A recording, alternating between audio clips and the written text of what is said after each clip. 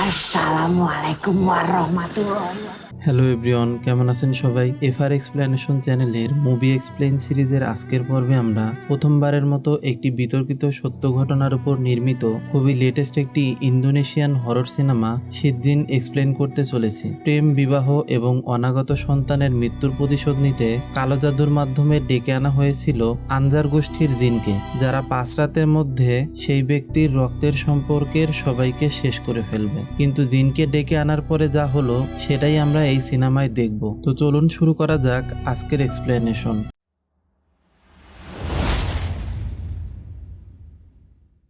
সিনেমার শুরুতে আমরা ইরমা ও উলান নামের দুটি মেয়েকে দেখতে পাই। এরা আসলে দুই বোন, যারা শহর থেকে অনেক দূরের একটি গ্রামে ইকসানের সাথে দেখা করতে এসেছে। আসার কারণ হলো ইরমার খালার ছেলে গালাং। আসলে ইরমা তাকে পাগলের মতো ভালোবাসে, কিন্তু সম্পর্কে খালাতো ভাই হওয়ার কারণে তাদের সম্পর্কটা বিবাহে পরিণত হবে কিনা এই নিয়ে সন্দেহ আছে। ইকসান ব্ল্যাক ম্যাজিকের মাধ্যমে জিন চালনা করে থাকে। ইরমা তাকে কিছু টাকা দিয়ে তার বোন উলানের উপর ভর করিয়ে জিনের মাধ্যমে জানতে পারে গালাং স্বামী হিসেবে তার জন্য পারফেক্ট নয়, কারণ ভবিষ্যতে সেই তার মৃত্যুর কারণ হবে। এরপর সিন পরিবর্তন হয়ে 12 বছর পরে চলে যায়, আর আমরা দেখতে পাই গালাং এখন বিবাহিত, স্ত্রী নিশা এবং একমাত্র মেয়ে সোফিয়াকে নিয়ে তার পরিবার। কিন্তু প্রিম্যাচিউর বেবি হওয়ার কারণে জন্ম থেকেই সোফিয়া অন্ধ। তার জন্মদিন উপলক্ষে ইরমা, উলান এবং তাদের মা ফারা দেখা করতে এসেছে। গালাংয়ের মায়ের অবস্থা খুব একটা ভালো নয়, তিনি শয্যাশায়ী, কোনো চিকিৎসাই তাকে সুস্থ করে তুলতে পারছে না। তাদের কথাবার্তার মাঝে ইরমা গালাংয়ের সাথে একান্তে দেখা করে। ওদের মধ্যে 3 বছরের সম্পর্ক ছিল, কিন্তু গালাং তার মায়ের কথা মতো বিয়ে করার পর ইরমার সাথে আর সম্পর্ক আগাতে চায়নি। কিন্তু ইরমার কারণে সে এই সম্পর্ক থেকে বের হতে পারেনি। সে এখনো গালাংকে পাগলের মতো ভালোবাসে। আর এখানে আমরা বুঝতে পারি এদের মধ্যে আসলে পরকীয়ার সম্পর্ক চলছে। আর এই ব্যাপারটা গালাংয়ের স্ত্রী নিশাও কিছুটা জানতে পেরেছে। তাই গালাং তার ভুল বুঝতে পেরে সে এই সম্পর্ক থেকে বের হতে চাইছে। তাই গালাং যতই এই সম্পর্ক ছিন্ন করতে চাক না কেন, ইরমা সেটা কিছুতেই হতে দিবে না। তার উপর সে এখন গালাংয়ের বাচ্চার মা হতে চলেছে, যার কারণে নিয়মিত ফোন কল না জানিয়ে গালাংয়ের কাজের জায়গায় চলে আসা এইসব হয়েই থাকে। এভাবেই এক রাতে ইরমা গালাংয়ের গোডাউনে দেখা করতে গেলে তাদের মধ্যে সম্পর্ক ও বাচ্চা নিয়ে ঝগড়া হয়। ইরমা গালাংকে জানায় নিশা ও সোফিয়াকে নিয়ে তার কোনো সমস্যা নেই, সে শুধু তাদের সন্তানের স্বীকৃতি চায়। আর এই বিষয় নিয়ে ঝগড়ার সময় রাগের মাথায় গালাং ধাক্কা দিলে ইরমা পড়ে গিয়ে তার বাচ্চা নষ্ট হয়ে যায়। পরের দৃশ্যে দেখা যায় গালাং তাকে হাসপাতালে নিয়ে গেছে। ইরমার বাচ্চা নষ্ট হয়ে যাওয়ায় সে মানসিকভাবে অনেক ভেঙে পড়ে। আর এই অবস্থায় গালাংও তাকে জানায় তাদের মধ্যে যে অবৈধ সম্পর্ক ছিল তা এখন পুরোপুরিভাবে শেষ হয়ে গেছে। সে যেন তার থেকে এবং তার পরিবার থেকে দূরে থাকে। এটা বলে গালাং সেখান থেকে চলে গেলে ইরমা ক্ষোভে ফেটে পড়ে এবং তার সব আক্রোশ গিয়ে পড়ে নিশার উপর। এরপর আমরা দেখি ইরমা ইকসানের আস্তানার উদ্দেশ্যে রওনা হয়েছে, যার কাছে সে 12 বছর আগেও গিয়েছিল। সেই ইকসানের আস্তানায় পৌঁছানোর পর তার জীবনের সমস্ত জমা পুঁজি উলানের কিছু গয়না দিয়ে গালাংয়ের জীবন থেকে নিশাকে সরিয়ে ফেলতে বলে। সে নিজে এতদিন যা কিছু স্যাক্রিফাইস করেছে এতে তার কিছু যায় আসে না, শুধু নিশা যেন না বাঁচে। তখন ইকসান তাকে বলে এভিল জিন গোষ্ঠীর মধ্যে আনজার মুসলিমদের সবচেয়ে বেশি ঘৃণা করে, এজন্য তাকেই ব্ল্যাক ম্যাজিকের মাধ্যমে ইরমার কাজ সম্পন্ন করার জন্য ডেকে আনবে। এই জিন নিশা ও তার রক্তের সম্পর্কের সবাইকে 5 রাতের মধ্যে মেরে ফেলবে। তো এটা শোনার পর ইরমার সোফিয়ার কথা মনে পড়ে। সে তো এখনো ছোট,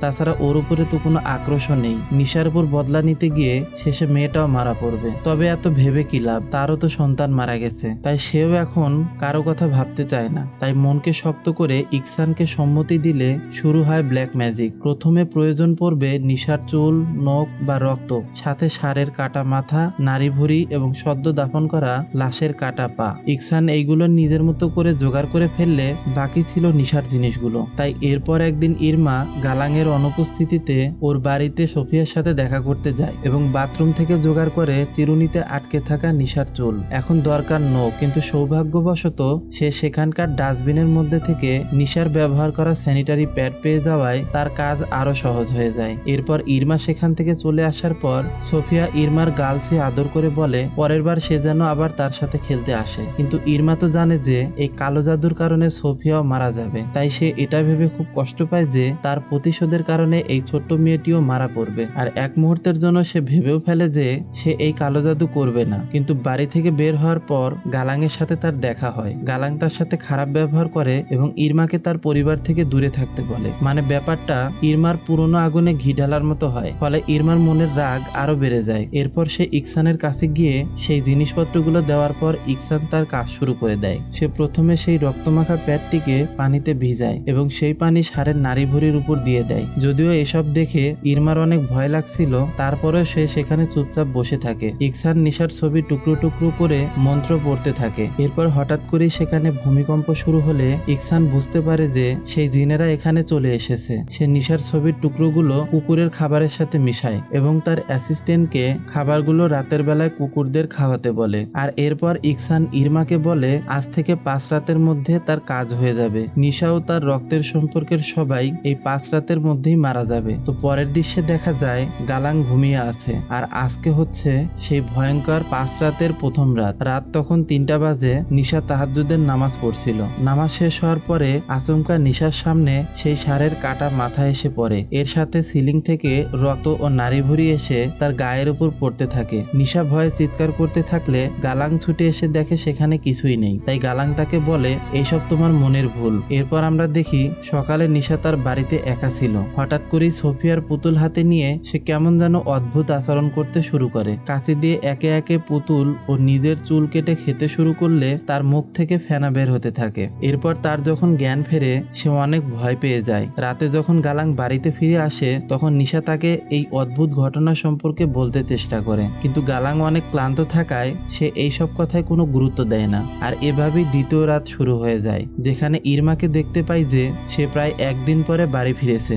বাড়িতে আসার পর তার বোন উলান তাকে গয়নার ব্যাপারে জিজ্ঞেস করলে সে জানায় সে ইকসানের কাছে গিয়েছিল। তো উলান তাকে অনেক বোঝানোর চেষ্টা করলেও সে তার কথা শোনে না। তবে সেই রাতে ইরমার সাথে অলৌকিক ঘটনা ঘটে। রাতে সে তার বোন উলানকে তার পাশে ভয়ানক রূপে দেখতে পায়, কিন্তু আসলে সেখানে কিছুই ছিল না। এদিকে আমরা নিশাকে দেখতে পাই সে নামাজ শেষ করার পরে হঠাৎই তার রক্তবমি শুরু হয়, যার সাথে বের হয় বড় বড় যোগ। এবার নিশা সেই যোগগুলো একটি জারে ভরে রাখে, যাতে এসব দেখিয়েই সে কারোর কাছে সাহায্য চাইতে পারে। সকালে নিশা যখন তার শাশুড়ির গা মুছে দিতে যায় তখনই নিশার উপর আবারও সেই জিন ভর করে। আর নিশা তখন তার শাশুড়িকে শ্বাসরোধ করে হত্যা করার চেষ্টা করে, কিন্তু একটু পরে যখন তার হুঁশ ফিরে আসে তখন সে তার শাশুড়ির কাছে ক্ষমা চায়। এরপর নিশা নিজেকে সামলে নিয়ে পানি পরিবর্তন করতে গিয়ে দেখে সেই জারের মধ্যে কোনো যোগ নেই। এদিকে রহস্যজনকভাবে গালাঙের শয্যাশায়ী মা নিজেই উঠে রান্নাঘরে যায় এবং ফুটন্ত স্যুপ নিজের গায়ে ঢেলে মারা যায়। চোখের সামনে নিশা এসব দেখে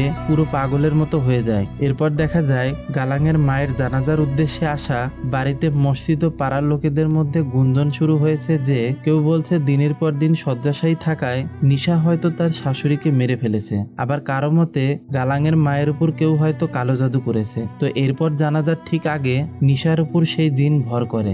নিশা বিকৃতভাবে লাশ থাকা খাটনিটি উল্টে দেয় এবং ভয়ানক আচরণ করতে থাকে। আর তাকে দেখে কারোর বুঝতে বাকি থাকে না যে নিশা আসলে কোনো খারাপ জিনের কবলে রয়েছে। মসজিদের ইমাম সাহেব নিশাকে সেই সময় কোনো মতে শান্ত করলেও তিনি বুঝতে পারেন যে সামনে আরো ভয়াবহ কিছু হতে চলেছে। তাই তিনি গালাংকে সতর্ক থাকতে বলে। এরপর রাতে দাফনের কাজ সম্পন্ন শেষে গালাং বিশ্রাম নিচ্ছিল। আর এটি ছিল তৃতীয় রাত। হঠাৎই বেসমেন্ট থেকে আসা এক অদ্ভুত আওয়াজে তার ঘুম ভেঙে যায়। এরপর সে বেসমেন্টে দেখতে পায় কাফনে মোড়ানো নিশাকে ঘিরে রয়েছে একাধিক জিন। এই ভয়াবহ দৃশ্য দেখে গালাং জ্ঞান হারিয়ে ফেললে পরবর্তীতে সে দেখে নিশার জায়গায় সে এখন কাফন পরে শুয়ে আছে এবং তাকে ঘিরে জিনেদের দল রিচুয়াল করছে। তখন সোফিয়ার ডাকে গালাঙের ঘুম ভেঙে গেলে সে বুঝতে পারে এটা আসলে দুঃস্বপ্ন ছিল। তবে এই ঘটনার পর গালাঙের নিশার কথা বিশ্বাস হয় যে এই বাড়িতে কিছু একটা রয়েছে। তাই সে ইমাম সাহেবের কাছে সাহায্যের জন্য গেলে তিনি তাবিজ পরা 1 বোতল পানি দিয়ে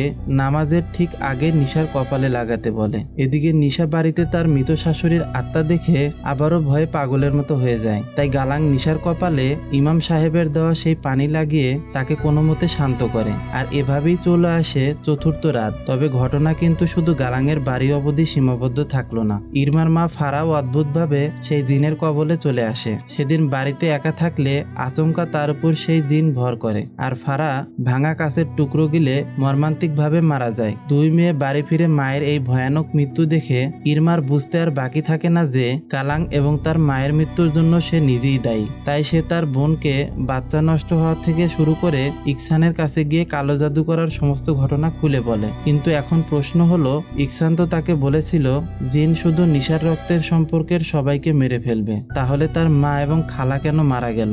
এরপরে বিকালে মসজিদ থেকে আজান শোনা যাচ্ছিল। হঠাৎ নিশা চিৎকার করে টেবিলের উপর উঠে গলায় দড়ি লাগিয়ে ঝুলে পড়ে। তবে ঠিক সেই সময় গালাং এসে যাওয়ায় তাকে অল্পের জন্য বাঁচিয়ে নেয়। তবে এই ঘটনার যথেষ্ট প্রভাব তার উপরে পড়ে। গালাং ইমাম সাহেবকে ডেকে এনে সবকিছু জানালে তিনি আজ রাতে নিশাকে মসজিদে নিয়ে যেতে বলে। এর কিছুক্ষণ পরে ইরমা গালাংয়ের সাথে দেখা করতে আসে আর জানায় যে এই সব কিছুর জন্য আসলে সেই দায়ী। তবে এখন একে অপরকে দোষ দেওয়া ছাড়া আর কোনো উপায় নেই, কারণ ইরমার বাচ্চাটাও নষ্ট হয়েছে গালাংয়ের জন্য। তবে দোষী যেই হোক না কেন, এখন বাঁচতে হলে জিনকে থামাতে হবে। তাই ইরমা উলানকে নিয়ে ইকসানের আস্তানায় যাওয়ার প্রস্তুতি নিলে উলানের উপর সেই জিন ভর করে এবং ইরমার উপর হামলা করে। তাই ইরমা বাঁচার জন্য চেষ্টা করলে অবশেষে তারই চোখের সামনে তার বোন নিজের মাথার চুল ও স্ক্যাল্পের চামড়া উপরে ফেলে মারা যায়। ইরমা বুঝতে পারে জিন কোনো রক্তের সম্পর্ক ছাড়াই একে একে তাদের সবাইকে মেরে ফেলবে। তাই সে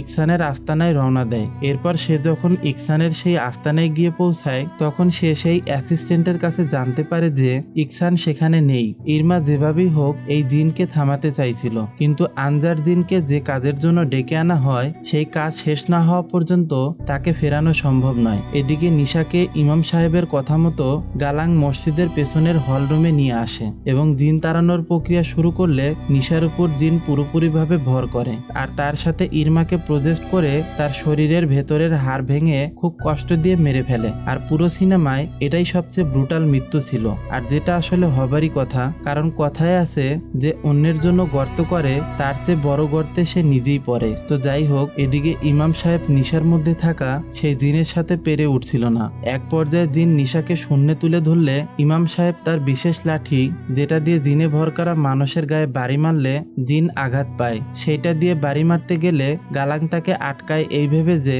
এতে নিশার জীবনও চলে যেতে পারে। তো এরপর সেই জিন খুবই বিশ্রী একটা বিকট হাসি দিয়ে নিশাকে উপর থেকে ফেলে দিলে সবাই দেওয়ালের সাথে গিয়ে বাড়ি খায়। এতে তারা সবাই অজ্ঞান হয়ে যায়। কিছুক্ষণ পরেই গালাংয়ের যখন জ্ঞান ফেরে, সে দেখে নিশা তার দিকেই তেড়ে আসছে। নিশা দৌড়ে গিয়ে গালাংয়ের গলা চেপে ধরলে ইমাম সাহেব সেই লাঠি দিয়ে বাড়ি মেরে নিশাকে অজ্ঞান করে দেয়। আর ঠিক সেই সময় সেখানে সোফিয়া আসে, যার উপর সেই জিন ভর করে আছে। আর এই ঘটনার মাধ্যমেই সিনেমার আসল রহস্য প্রকাশ পায়। ফ্ল্যাশব্যাক সিনে আমরা দেখতে পাই যে ইরমা যেদিন নিশার চুল ও রক্ত নিতে ওদের বাড়ি গিয়েছিল, তার একদিন আগে সোফিয়ার প্রথম শরীর খারাপ হয়েছিল। তাই নিশা নিজেই তার মেয়ের প্যাড ডাস্টবিনে ফেলেছিল, আর ইরমা ভুল করে নিশার জায়গায় সোফিয়ার প্যাড নিয়ে আসে, যার কারণে ভুলবশত সেই কালো জাদুর সময় নিশার বদলে সোফিয়ার রক্ত ব্যবহার করা হয়েছিল, যার কারণে জিন নিশার বদলে সোফিয়ার রক্তের সম্পর্কের সবাইকে মেরে ফেলেছে। আর এই প্রত্যেকটা মৃত্যুর সময় সোফিয়া সেখানে উপস্থিত ছিল, এমনকি ইরমাকেও সোফিয়াই মেরেছে। অর্থাৎ প্রথম থেকে শেষ পর্যন্ত সোফিয়াই আসলে এই জিনের আছরে ছিল। আসলে এই আনজার জিন জাতি খুবই চালাক, আর এই কারণেই তারা নিশাকে এমন ভাবে রেখেছিল যাতে করে সবার মনে হয় নিশাই আসলে ওই জিনের আছরে আছে এবং সোফিয়ার দিকে কারো সন্দেহ না হয়। তো সোফিয়াকে এই অবস্থায় এখানে দেখা মাত্রই ইমাম সাহেব পুরো ব্যাপারটা বুঝতে পারেন, আর তখনই সোফিয়া গালাংয়ের গলা চেপে ধরে শূন্যে তুলে ধরলে ইমাম সাহেব দোয়া পড়ে সোফিয়ার দিকে তার তাসবিহ ছুঁড়ে মারেন। ফলে সোফিয়া চিৎকার দিয়ে সেখানেই অজ্ঞান হয়ে যায়। তবে গলার হাড় ভেঙে যাওয়ায় গালাং সেখানেই মারা যায়। এরপর মুভির শেষে আমাদের কয়েকটা আর্টিকেল দেখানো হয়। ইন্দোনেশিয়ার প্যান্ডেগ্লান রেজেন্সি মসজিদের পেছনের হলরুম থেকে এক পরিবারের কয়েকজনকে ভয়ানক অবস্থায় উদ্ধার করা হয়েছে, যেখানে পরিবারের কর্তাকে ঘাড় ভেঙে মেরে ফেলা হয়েছে। তার স্ত্রীর অবস্থাও আশঙ্কাজনক, যার এখনো জ্ঞান ফেরেনি। তবে তাদের মেয়েটি সুস্থ আছে, যাকে দেখাশোনার জন্য তার কোনো আত্মীয় স্বজনই বেঁচে নেই। লোকটির দুই কাজিনের লাশ দুটি আলাদা জায়গায় অস্বাভাবিক অবস্থায় পাওয়া গেছে। তার স্ত্রীকে হসপিটালে ভর্তি করা হয়েছে, কিন্তু ডাক্তাররা তার রোগ নির্ণয় করতে পারছে না। সে এখন পর্যন্ত কোমায় আছে। আর এরপর আমরা হসপিটালে ভর্তি নিশাকে দেখতে পাই, যেখানে হঠাৎই কেউ সেই রুমে প্রবেশ করায় নিশা ছটফট করতে শুরু করে। আর তখন সোফিয়া তার গায়ে হাত বুলিয়ে তাকে চুপ করতে বলে। আর এই ভয়ানক দৃশ্যের মাধ্যমেই আজকের সিনেমার গল্প শেষ হয়ে যায়। এইরকম হরর ভিডিও আপনারা আরো দেখতে চান কিনা তা অবশ্যই কমেন্ট করে জানাবেন। তো ভিডিওটি যদি আপনাদের ভালো লেগে থাকে তাহলে ভিডিওতে একটি লাইক দিয়ে চ্যানেলটি সাবস্ক্রাইব করুন এবং পাশে থাকা বেল বাটনটি প্রেস করুন, যাতে পরবর্তীতে আরো এইরকম ভিডিও উপভোগ করতে পারেন। তো দেখা হবে পরবর্তী কোনো ভিডিওতে। ততক্ষণ পর্যন্ত সবাই ভালো থাকবেন, সুস্থ থাকবেন।